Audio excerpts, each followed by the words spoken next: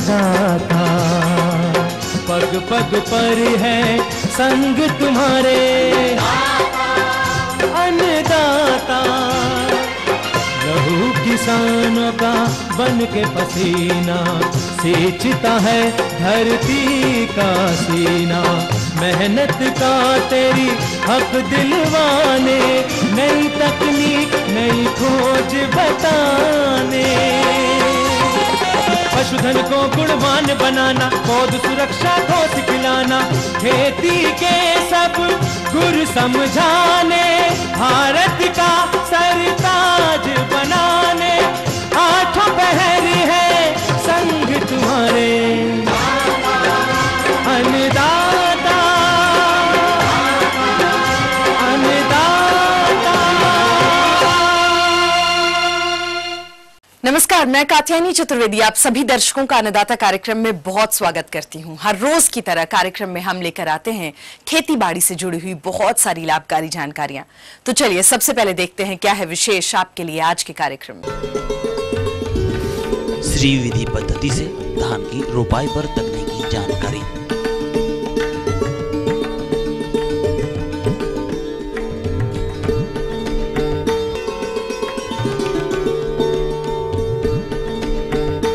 आलू बुखारा से सूखा मेवा तैयार करने की तकनीक।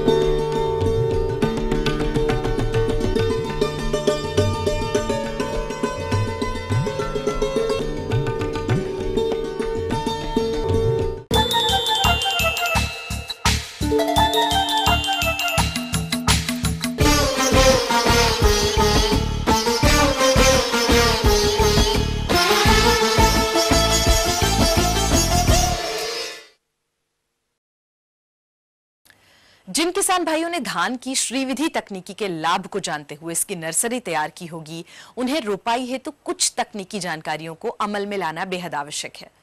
तभी आप श्रीविधि धान की खेती से अच्छा लाभ भी ले सकते हैं, जिसकी जानकारी के लिए हमारे बीच उपस्थित हैं एक विषय विशेषज्ञ डॉक्टर संजय सिंह।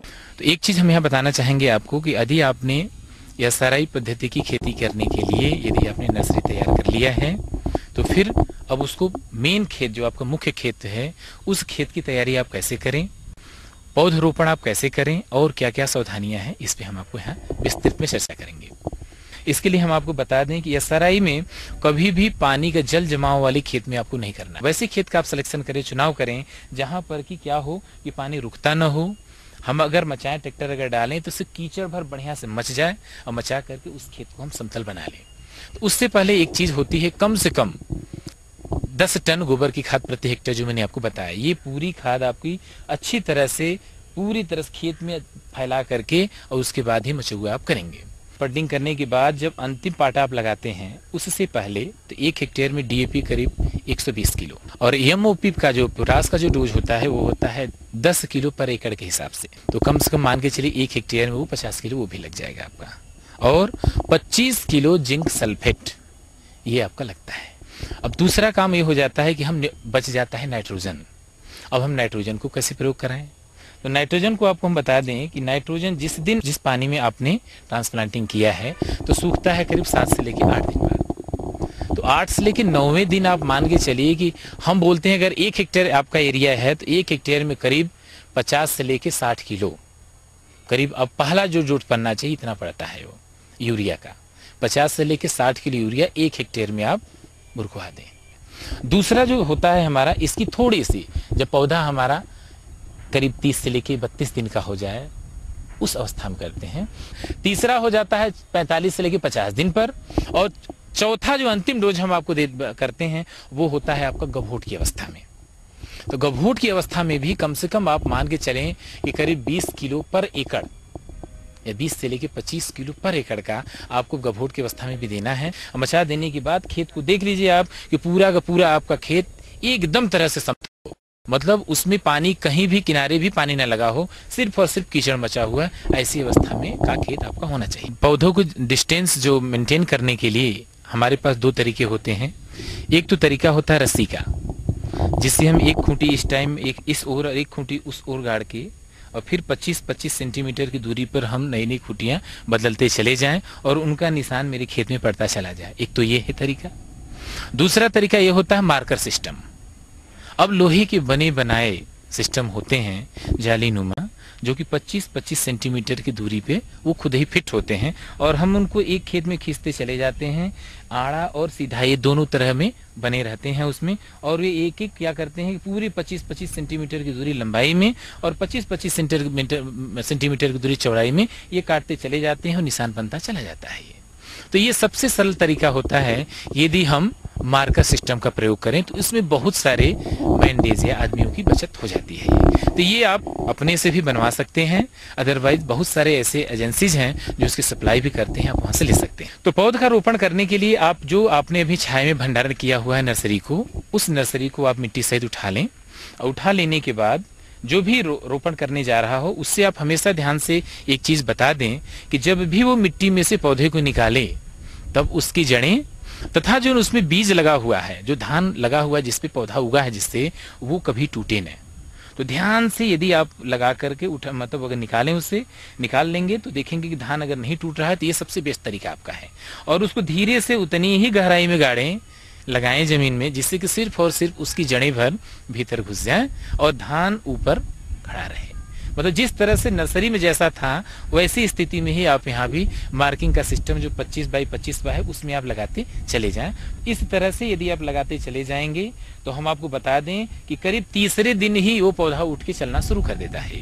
कि जिस दिन आपको लगे कि अब ये क्या हो, जमीन सूख गया है, तो जमीन ज्यों ही सूखता है त्यों ही क्या होते हैं कि खरपतवार उगना शुरू कर देते हैं। ये तो खरपतवार जब लगे आपको उगना शुरू कर दे रहे हैं तो आप चाहे कोनावीडर हो चाहे आपका हो हैंड हो जिसे बोलते हैं आप, इन दोनों को आप उनके बीच में आसानी से चला सकते हैं।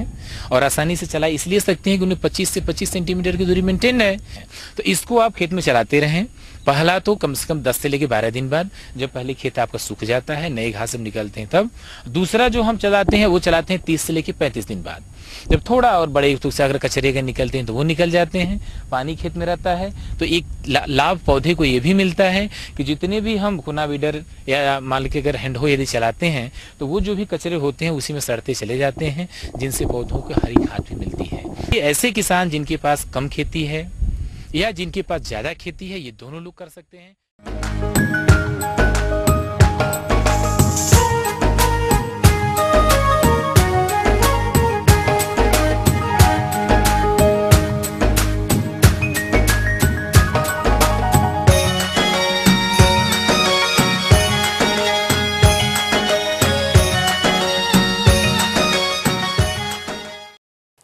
उत्तराखंड के पहाड़ी क्षेत्रों में जिन किसान भाइयों ने पलम यानी कि आलू बुखारा के बाग लगा रखे हैं, इस समय बागों में फल लगे हुए हैं जो कि जल्द खराब होने वाला फल है। लेकिन यहाँ वैज्ञानिक तकनीकी से सुखाकर मेवे के रूप में बेचकर अच्छा मुनाफा कमाया जा सकता है। तो कैसे बनाएं इसके सूखे मेवे, इसकी जानकारी के लिए आइए मिलते हैं एक वैज्ञानिक डॉक्टर मनीषा कौशल से। आज जो हम यहाँ बात करने के लिए आए हैं वो है प्लम का प्रसंस्करण। जैसे कि हमारे किसान भाई बहन जानते हैं, प्लम बहुत जल्दी खराब हो जाता है क्योंकि इसमें जो मॉइस्चर कंटेंट है, जो इसमें आर्द्रता है वो ज्यादा होती है। तो इसका एक ही तरीका है इसको लंबे समय तक रखने के लिए, वो है इसकी प्रोसेसिंग यानी कि इसका प्रसंस्करण। एक जो नई टेक्नोलॉजी पे जिस पे हम काम कर रहे हैं वो हमारे किसान भाइयों के लिए बहुत ही लाभदायक हो सकती है, क्योंकि वो एक तो फलों को जो है वो लंबे समय तक रखा जा सकता है, प्लस ये उनके लिए एक इनकम का सोर्स भी हो सकता है। ये काम किस तरीके से किया जाए उसके बारे में मैं आपको आज पूर्ण रूप से जानकारी दूंगी। सबसे पहले हम क्या करेंगे, जब प्लम पकता है, जब प्लम आता है तो पूरा पका हुआ प्लम नहीं लेंगे, अधपका प्लम लेंगे जो पूरी तरह पका भी ना हो और वो कच्चा भी ना हो। उसको हम लेंगे और उसको हम भली भांति पहले हम उसको धो लेंगे। उसके बाद हम इसकी लाइव पीलिंग करेंगे। लाइव पीलिंग का मतलब है कि हम कास्टिक सोडा में NaOH में हम इसकी स्किन को खोलेंगे, फाड़ेंगे। तो क्या करेंगे, 1 लीटर में 5 ग्राम NaOH डालेंगे और उसमें हम 30 सेकंड के लिए इन धुले हुए प्लमों को मलमल की चुन्नी में डालें और वो चुन्नी जो है वो हम खौलते हुए NaOH वाले पानी में डालेंगे 30 सेकंड के लिए। और 30 सेकंड होने के इमीडिएटली बाद हम इस पोटली को ठंडे पानी में डाल देंगे। और अगर इसमें लाई ना रह जाए, उसका हमें आशंका भी ना हो, तो उस पोटली को हम फिर सिट्रिक एसिड वाले पानी से भी एक बार धो देंगे, क्योंकि जो सिट्रिक एसिड है वो लाई को NaOH को निकाल देता है। तो इसका मतलब है हम 2-3 पानी की उसमें शिफ्ट्स में इस फ्रूट को धो देंगे। नेक्स्ट स्टेप है कि अब इसमें हम चीनी का उपचार कैसे करें। तो इन धुले हुए फलों को हम एक ट्रे में रखेंगे ताकि इनका जो पानी है, एक्स्ट्रा वाटर है, वो निकल जाए। फिर हम चीनी की लेयरिंग करेंगे, मतलब नीचे एक लेयर चीनी, उसके ऊपर ब्रांचिंग हुए फल, फिर चीनी की लेयर, फिर फलों की लेयर। ऐसे करते करते हम चीनी और फलों की लेयर बना लेंगे और इसको हम रात भर के लिए नॉर्मल टेम्परेचर में रख देंगे। लेकिन याद रहे कि जिस बर्तन में हमने ये रखा है उसके ऊपर हमने कपड़ा बांधा हुआ है ताकि उसके अंदर कोई बाहर से कोई धूल मिट्टी ना जाए। उसके बाद अगले दिन हम जब देखते हैं तो क्या होगा कि जो चीनी है, जो सूखी चीनी है, उसकी चाशनी तैयार हो चुकी है। मतलब फलों से जो पानी है वो बाहर आ गया है और कुछ हद तक चीनी जो है वो इन फलों में चली गई है। उसके बाद हम उस बर्तन से, उस कंटेनर से उन फलों को बाहर निकालेंगे और उस चीनी वाली चाशनी को फिर से एक बार गर्म करेंगे 70 डिग्री ब्रिक्स तक। मतलब कि ज्यादातर वो एक तार की आपकी चाशनी तैयार हो जाती है। तो हम उसको गर्म करेंगे और ठंडा होने पे उन फलों को वापस इसी चाशनी में डाल देंगे। इस बर्तन को भी हम एक दिन के लिए ऐसे ही रखेंगे। इस प्रोसेस को हम बोलते हैं ऑस्मोसिस। उसमें क्या होता है कि जो फलों का जो पानी है, जो फलों का जो मॉइस्चर है, जो उनकी आर्द्रता है, वो बाहर आ जाएगी और जो चाशनी है वो इन फलों में चली जाएगी ताकि जितना कम मॉइस्चर फलों में होगा उतनी ज्यादा उनकी शेल्फ लाइफ इंक्रीज हो जाती है, बढ़ जाती है। अब इस सूखे हुए प्लम को हम डिहाइड्रेटर में डालेंगे। टेम्परेचर है वो 55 डिग्री ब्रिक्स के आसपास होगा। वहां डालने के बाद 4-5 घंटे उसमें रखने के बाद हमें लग जाएगा पता कि उसमें श्रिंकेज आ गई है, मतलब जो प्लम है वो थोड़े से सिकुड़ने लग पड़े हैं।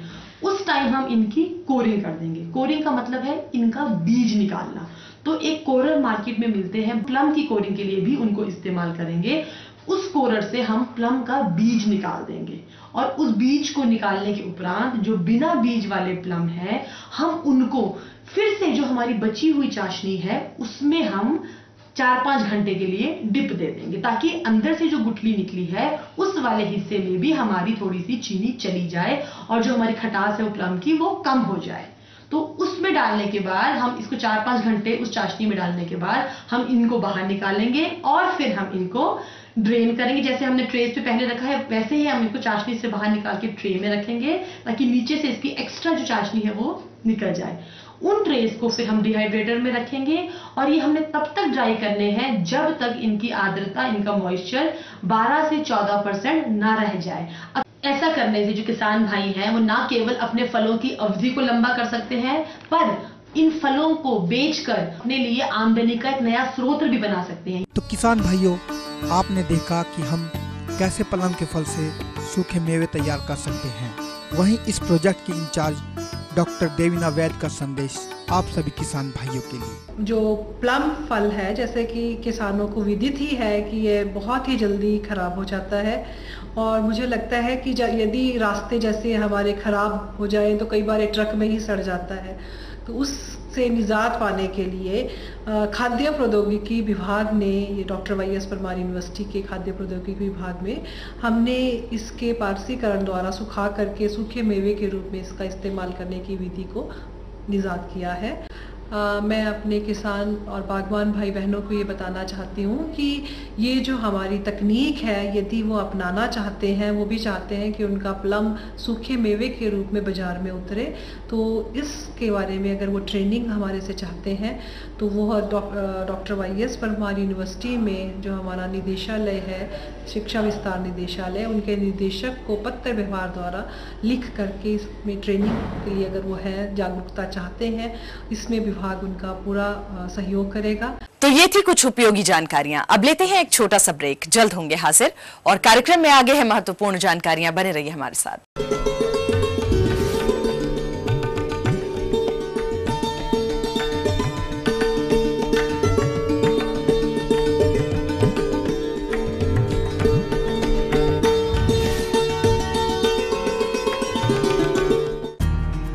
चिंता की कोई बात नहीं, सब नियंत्रण में है। ओके। खेतों में खरपतवार नहीं, सब नियंत्रण में है। देश की सुरक्षा जवानों के हाथ, धान की सुरक्षा नॉमिनी गोल्ड के साथ। नॉमिनी गोल्ड अनोखी तकनीक है, जापान की ये शान है, धान के किसानों की।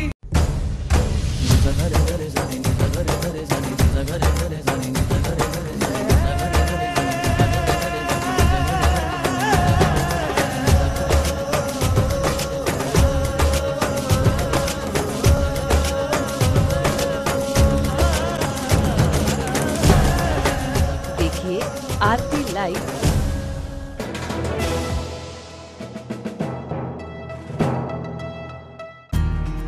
चिंता की कोई बात नहीं, सब नियंत्रण में है।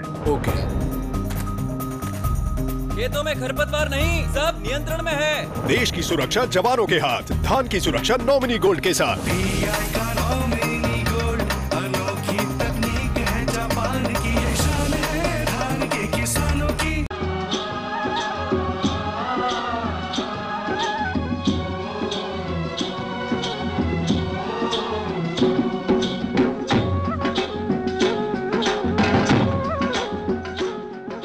ब्रेक के बाद आप सभी दर्शकों का एक बार फिर से बहुत स्वागत है अन्नदाता कार्यक्रम में।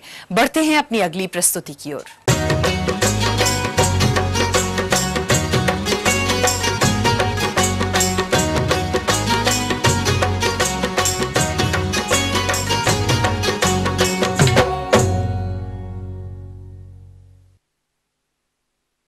खीरा एक महत्वपूर्ण सब्जी फसल है। इसकी खेती करके किसान अच्छी आय ले सकते हैं, परंतु इसके लिए उन्नत प्रजातियों और बुआई की उन्नत तकनीकी अपनाकर ही आप लाभ ले सकते हैं, जिसकी तकनीकी जानकारी के लिए हमारे बीच उपस्थित हैं CSA कानपुर के डॉक्टर राजीव। जहाँ तक किसान भाइयों खीरे का महत्व है, वो खीरा एक संतुलित आहार एवं स्वास्थ्य के लिए भोजन में विशेष योगदान है। इसका प्रयोग मुख्यतः सलाद के रूप में किया जाता है। खीरा पेट एवं मूत्र विकारों के लिए बड़ा हितकारी है, तो पौष्टिकता के दृष्टिकोण से खीरे का हमारे भोजन में बहुत अत्यधिक महत्व है। लेकिन उत्पादन अच्छा करने से पहले यह सुनिश्चित करना होगा कि इसके जो गुणवत्ता युक्त घटक हैं उसके अनुसार ही हम उत्पादन करें। गुणवत्ता युक्त घटकों में सबसे पहला आता है कि हल्का हरा रंग खीरे का अच्छा समझा जाता है। इसके साथ साथ 18 से 20 सेंटीमीटर लंबा व सीधा खीरा, उसकी मार्केट में जो गुणवत्ता है वो अच्छी समझी जाती है।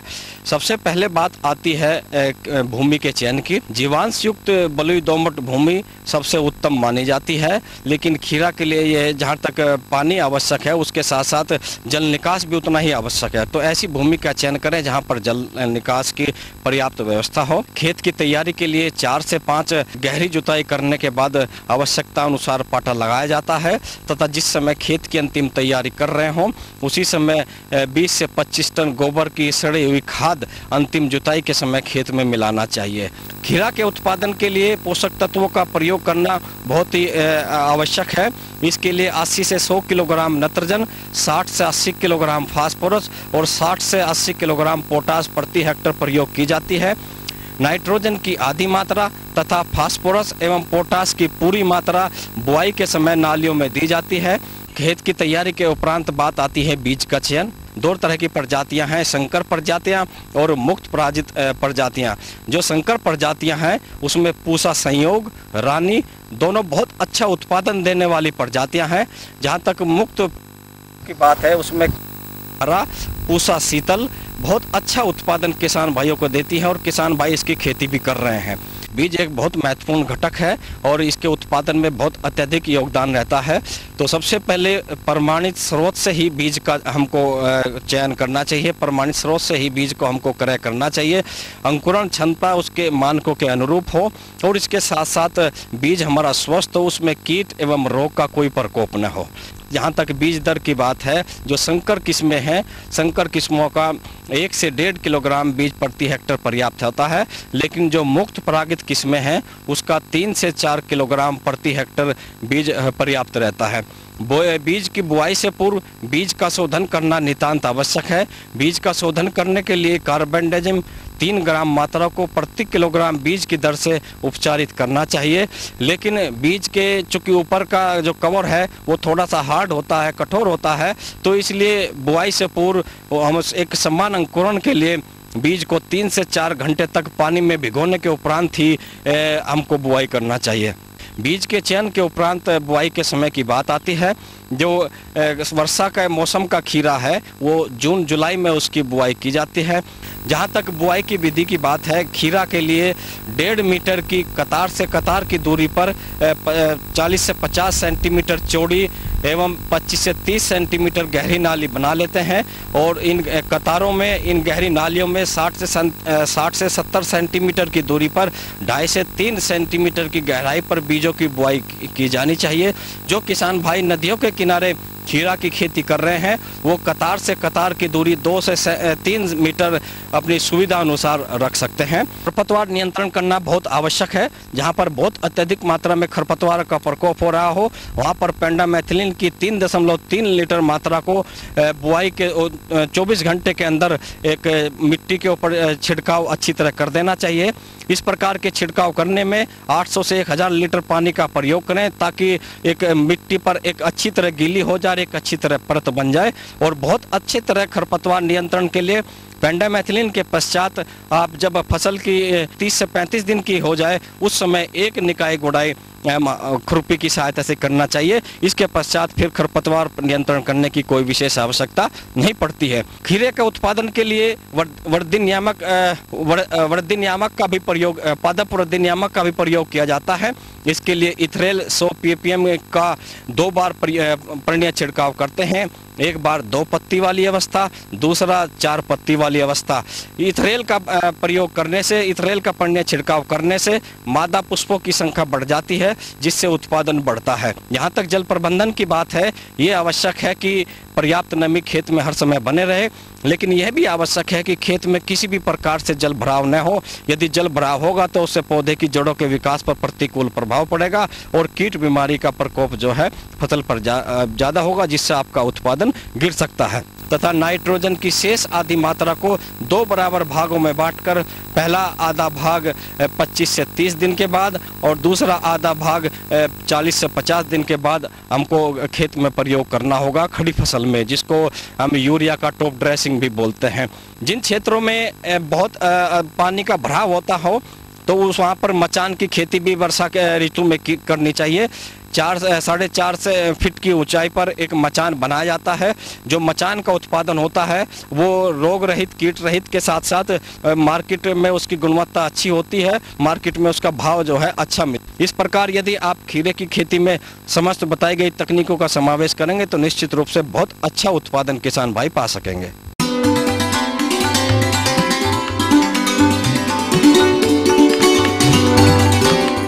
अन्नदाता हेल्पलाइन निशुल्क फोन संपर्क सेवा के माध्यम से आपके द्वारा पूछे गए प्रश्नों में से 1 या 2 महत्वपूर्ण प्रश्नों को हम अपने कार्यक्रम में शामिल। निःशुल्क अन्नदाता हेल्पलाइन में आज हमने जिस प्रश्न को शामिल किया है उसे पूछा है जैतापुर कानपुर देहात के कमलेश कुशवाहा ने। आपने खरीफ प्याज की नर्सरी तैयारी पर जानकारी चाहिए। किसान भाइयों, खरीफ प्याज की फसल में कौन कौन से बिंदु इसमें हम प्रयोग में लाएंगे। सबसे पहले बात करते हैं नर्सरी की। इस समय किस तरीके से नर्सरी डालनी होगी मुझे किसान भाइयों। सबसे पहले कल्टीवेटर से जो है या देसी हल से जो है उसकी जुताई कर लेते हैं। इसके बाद ही इसकी नर्सरी हम तैयार करते हैं। किसान भाइयों, इसकी नर्सरी तैयार करने के लिए सबसे पहले हम उसकी जो है क्यारियाँ तैयार करते हैं। क्यारियाँ तैयार करने के लिए क्यारी की जो चौड़ाई रखते हैं लगभग 1 मीटर रखें और जो लंबाई उसकी जो है 4-5 मीटर तक हम उसको कर सकते हैं। एक बात ध्यान देते हैं कि उसमें जो है 1 भाग सड़ी गोबर की खाद, 1 भाग बालू, 1 भाग खेत की उपजाऊ मिट्टी को हम बराबर मात्रा में मिला लेते हैं। साथ साथ इस बात का ध्यान रखते हैं कि 2 क्यारियों के बीच में एक नाली अवश्य रखें। उस नाली का कार्य ये होगा, यदि हमको सिंचाई की आवश्यकता पड़े तो सिंचाई नाली के रूप में काम करना होगा। साथ साथ यदि उसमें जल भराव की दिक्कत आए तो जल निकास की नाली के रूप में प्रयोग करेंगे। किसान भाइयों, इसमें सबसे पहले बात आती है कि इसमें जो है कौन कौन सी प्रजातियां हम इस समय प्रयोग करेंगे। प्रजातियों के रूप में किसान भाइयों हम आपको बता दें, एक होती है अग्रफॉर्म डार्क रेड, निफाद 53, बसंत 780, अर्का कल्याण। इन प्रजातियों को जो है हम खरीफ मौसम में प्रयोग में लाते हैं। नर्सरी डालने से पहले इस बात का ध्यान रखेंगे कि जो भी क्यारियां मैंने तैयार की हैं उन तैयार क्यारियों की मिट्टी को हम पहले उपचारित कर लें। उपचारित करने का 2 तरीके हो सकते हैं किसान भाइयों। सब पहला तरीका हो सकता है कि क्योंकि हम जो है सनलाइट, सूर्य के प्रकाश से जो है उससे हम उसको उपचारित कर लें। वो किस तरीके से उपचारित करेंगे किसान भाइयों, इसमें क्या करेंगे कि हम काली पॉलीथीन लेकर के जो क्यारियाँ मैंने तैयार की हैं उन क्यारियों के चारों तरफ एयर टाइट करके हम जो है उसमें जब एयर टाइट कर लेंगे, हल्की उसमें नमी पहले से हम कर देंगे।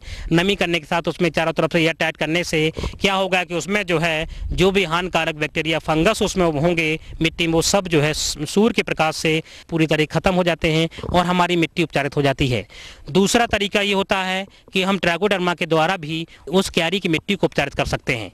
उसमें किसान भाइयों 1 केजी ट्राइकोडर्मा ले लें, लगभग 1 कुंटल सड़ी गोबर की खाद ले लें, उसको जो है लगभग 14-15 दिन के लिए हम जो है अपने छायेदार स्थान में रख लेते हैं। ऊपर से टाट की बोरी से ढक देते हैं और ऊपर से हल्का हल्का पानी छिड़कते रहते हैं, जिससे उसमें नमी पर्याप्त मात्रा में बनी रहे। इससे कि जब उसमें फफूंदी फैल जाती है, उस फफूंदी वाली खाद को हम जो क्यारियाँ हमारी तैयार हुई हैं उन तैयार क्यारियों में हम फैला देते हैं, जिससे कि हमारी तैयार क्यारियों की मिट्टी उपचारित हो जाती है और जो है हमारी क्यारियाँ तैयार हो जाती हैं। इसके बाद किसान भाइयों क्या करेंगे कि इसमें जो है लगभग 10 से 12 किलोग्राम प्याज का बीज हम प्रति हेक्टेयर प्रयोग में लाएंगे। किसान भाइयों प्रजातियों को बोने से पहले बीज उपचार अति आवश्यक होता है। बीज उपचार करने के लिए जो है 2 से 2.5 ग्राम कार्बनडाइजियम ले लें और प्रति किलोग्राम 20 से 20 शोधन करने के बाद ही इसकी बुवाई करें। बीज की बुवाई करने के लिए किसान भाइयों हम क्या करेंगे कि 1 मीटर लंबी रॉड लेते हैं। उस रॉड को जो है हम उस क्यारी की साइड से दबाते जाते हैं, जिससे कि रो बन जाती है। रो के बीचों बीच में हल्का सा जो है हम बीज की बुवाई करते जाते हैं। ऊपर से पत्ती वाली खाद या महीन जो है गोबर की खाद से ढकते जाते हैं। ढकने से क्या होगा कि उसमें जो है सनलाइट का प्रभाव कम होगा, नमी हमारी संरक्षित बनी रहती है और जो है ऊपर से पुआल या किसी से ढक देते हैं, जिससे भी जो है हमारी नर्सरी सुरक्षित बनी रहती है। और जो है ऊपर से हल्का सा हजारे से किसी से पानी डालते रहते हैं, जिससे कि जो है सही तरीके से सही समय पर जैसे ही नर्सरी अंकुरित हो जाती है तो धीरे धीरे उसको हटा के अलग कर देते हैं और लगभग 25 से 30 दिन में हमारी नर्सरी तैयार हो जाएगी। फिर अपने खेत में जाके हम उसको रोपित कर सकते हैं।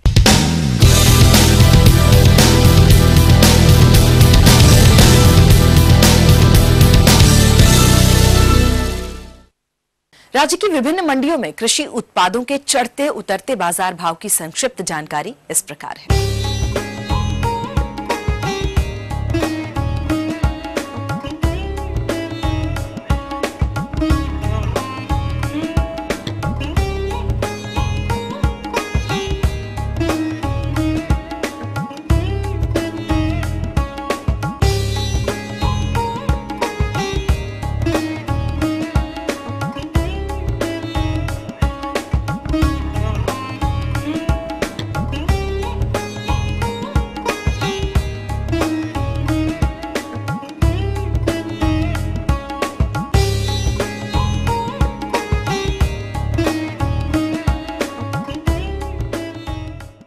हम ये उम्मीद करते हैं कि आज का कार्यक्रम आप सभी दर्शकों के लिए उपयोगी रहा होगा। किसान भाइयों, अन्नदाता आपकी सेवा के लिए संकल्परत है। कृषि संबंधित समस्या एवं सुझावों के लिए आप हमें इस पते पर संपर्क कर सकते हैं। हमारा पता है प्रोड्यूसर अन्नदाता, ETV Uttar Pradesh Uttarakhand, Ramoji film city, Hyderabad 501512। साथ ही आप हमें ईमेल भी कर सकते हैं। हमारा ईमेल एड्रेस है annadata.up@etv.co.in। इसके अतिरिक्त आप हमें निःशुल्क हेल्पलाइन नंबर 180042540855 पर शाम 5 बजे से 6 बजे के बीच में कॉल भी कर सकते हैं। तो चलिए अब आपको दिखाते हैं कल दिखाए जाने वाले कार्यक्रम की मुख्य झलकियां।